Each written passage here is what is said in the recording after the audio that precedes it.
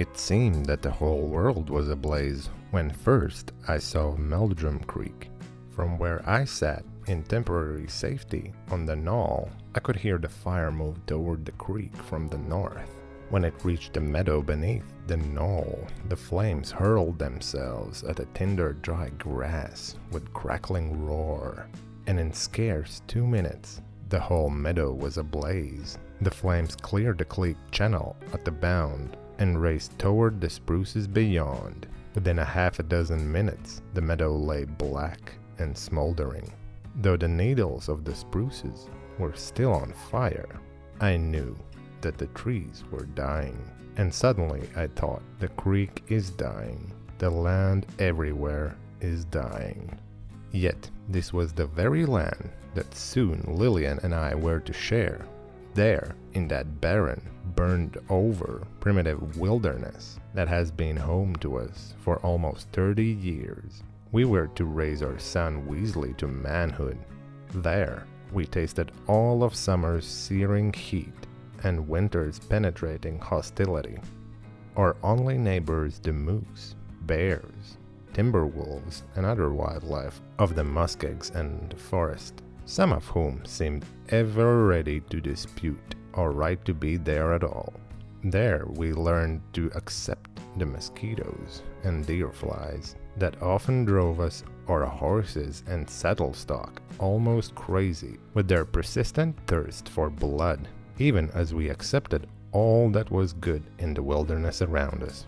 There we were to share moments of tranquility, overnight camps in the deep moss-carpeted forest, or by some quiet sparkling pond whose privacy had been disturbed before only by a flock of migratory waterfowl or some sour-tempered bull moose. Pleasant enough in summer, but in winter, when the floor of the forest hibernated beneath a shroud of 3 or more feet of snow, life in woods and around the ponds was matter of Spartan endurance, a time when our breath frosted almost as it came from our lungs, and a cold pried at our flesh with the edge of a keen-bladed skinning knife.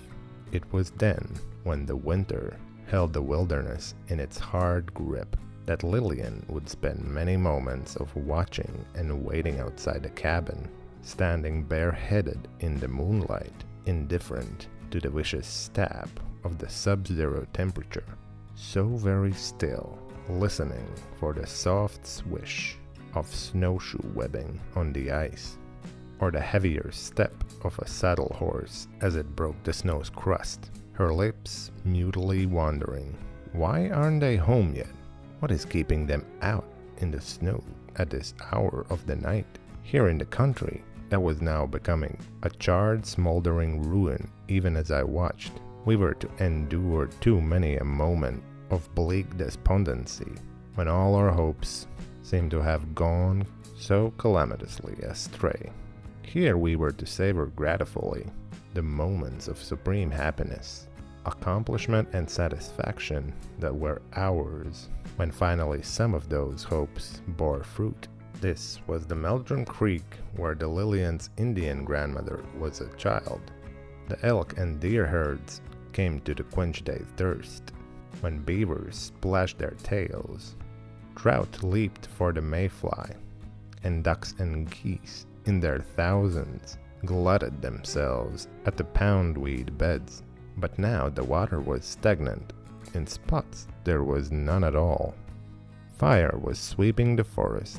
The trees were already dead, and from my vantage point of safety on the knoll, watching the agony of it all, I could only think that the land was dying, and there was not a soul to save it. It was in the late spring of 1922 that I first saw the creek, its headwaters, that is.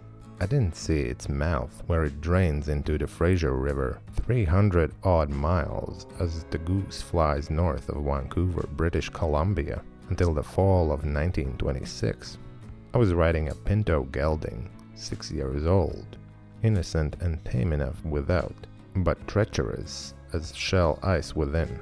If now he slouched along the trail at a slow, lazy jog trot, ears back, Eyes partly slittered, the Pinto could become the whirlwind of swift and furious activity. Should a willow goose suddenly take wing from beneath his feet, or a deer heave wildly away from its bed in the thickets of second-growth jack pine along the trail. He'd bucked with me before, had the Pinto, and on 2 occasions anyway, thrown me clear out of the saddle. Right now, I guessed that I was at least 30 miles from another human being, and should the Pinto and I part company, it might be many a long day before I saw hair or hide of the rascal again. So, while my left hand held a firm grip on the bridle lines, my right hovered just above the saddle horn, ready to grab it and hang on for my dear life. Having lived in remote Chilcotin district of interior British Columbia now for all of the year, and having absorbed so much of the ways of the strange, untamed Chilcotin country into my bloodstream, I was uneasily aware of the fact that it was the matchbox carried by man himself rather than any act of God that was responsible for most of the forest fires that were now burning unchecked over so much of the land.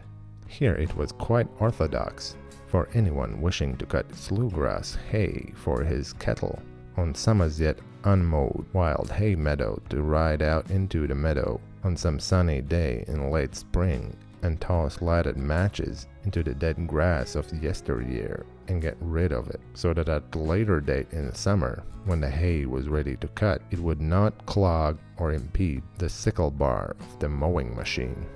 Perhaps the total area to be shorn of its natural grasses comprised but 20 or so acres, but in order to rid of its bottom of the litter, hundreds of acres surrounding forest fell prey to the flame. But that didn't matter. In the land where fir, pine, and spruce forest rolled away for mile after endless mile, and ending no one knew quite where, timber was a natural resource without economic value, save perhaps for the cutting of the fence rails, logs for the quick throwing up of a sod-roof cabin, or a winter's supply of firewood. I think the idea was first conceived when I steered my horse across the headwaters of the creek and continued downstream, parallel to its flow. It was conceived in much the same way as the one who hopes someday to have a home of its own might view a vacant lot upon some street or avenue and wishfully think, "This is where I would like to build a home." Almost subconsciously, the thought crossed my mind, someday I'd like to come to this creek and live. In a few years' time, when that idle thought became sober, concrete fact, I was to lie awake many a night, turning restlessly in bed, debating the wisdom of it all, wondering, was it worthwhile? But I had Lillian with me then, Wheezy too, for that matter, and they, between them, were the anchorage that held me there to the creek in the fair weather or in foul.